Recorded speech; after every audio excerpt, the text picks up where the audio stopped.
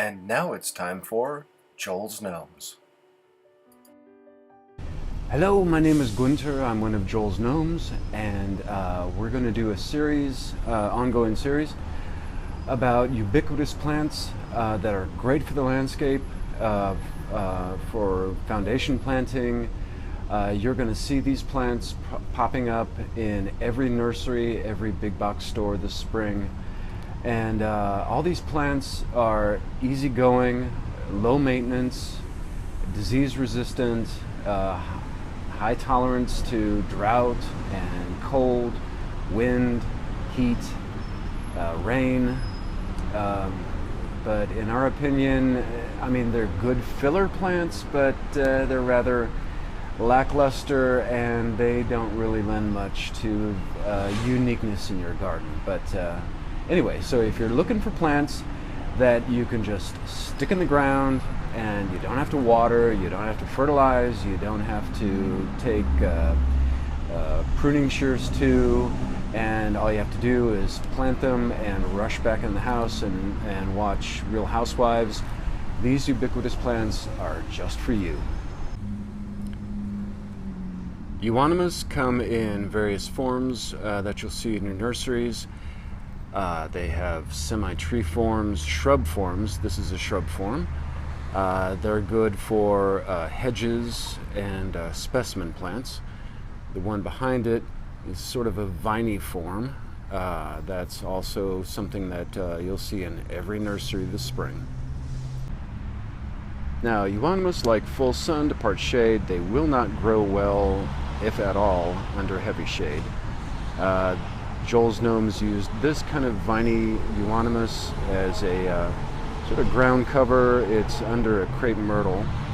You can see that under these conditions you'll get these long spindly sort of viney bits that they grow out and they'll spread along the ground. The bad part about this is that you will get weeds that will poke through around here, so there is some maintenance as well as the leaves from the fall that you may have to hand dig out. But as a general sort of boring, filler plant, this viney Euonymus is just fine. So here's an example of how Joel tried to make the ubiquitous Euonymus more interesting. He had us build a sort of pyramid out of pressure-treated wood and train up a viney Euonymus up it, and it's grown into a really nice pyramidal shape. Of course, this is under full sun conditions. You have to have full sun to get it nice and bushy like this if it's viney. Otherwise, it'll just be spindly and it really won't be all that interesting. You'll see at the base down here, it's all bare. That's because there's peonies that are underneath that, and the peonies, they grow up in the summer and they'll cover up all those bare spots. Like most plants, Euonymus don't like to be crowded out, so they will not grow where other leaves are shading them out. So that's why in the winter it really doesn't look all that great on the base. But if you are going to use a wooden structure, make sure it's pressure treated. And as the Euonymus vines grow up it, you do have to train them along, and you can use zip ties or twine to help shape the plant. And this needs a little bit of a haircut to keep the pyramidal shape, but you get the general idea. This example of the viney Euonymus, or the trailing variety, is one that's Joel's most proud of. He has us make a lot of fuss about it during the year. Doesn't need a lot of pest control, but it does need a lot of pruning to get into the shape. It grows up a trellis in the carport, and he's never seen anything online like it. So it makes a very beautiful kind of specimen topiary shape, but there is a lot more work involved with it. And as it grows, you kind of tie it to the trellis, with the support with zip ties or string.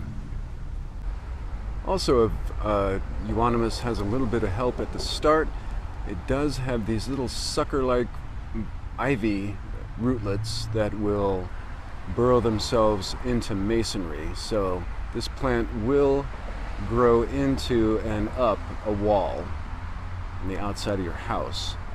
You may want that, you may not want that. Eventually it does eat into the masonry, the concrete, the cement, and it will not really affect the structure, but it will eat away at the appearance. So that's an example of that. So again, to wrap up, if you're looking for an easy care, disease-resistant plant, it's inexpensive. It's something that if you don't have the time, or energy, or interest to take care of the garden with, just stick the Euonymus in a sunny or semi-shade spot, and you've got a nice backdrop filler plant for your foundation or garden. One note is that they will self-sow into your lawn. They're not terribly invasive, but once they're established as seedlings, they're kind of hard to pluck out.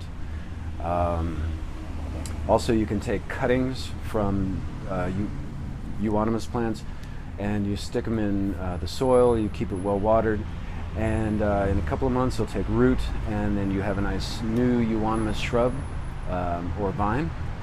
So once again, I'm Gunther, I'm one of Joel's Gnomes. We thank you very, very much for watching, we appreciate it, and click the subscribe button below if you would like to stay in contact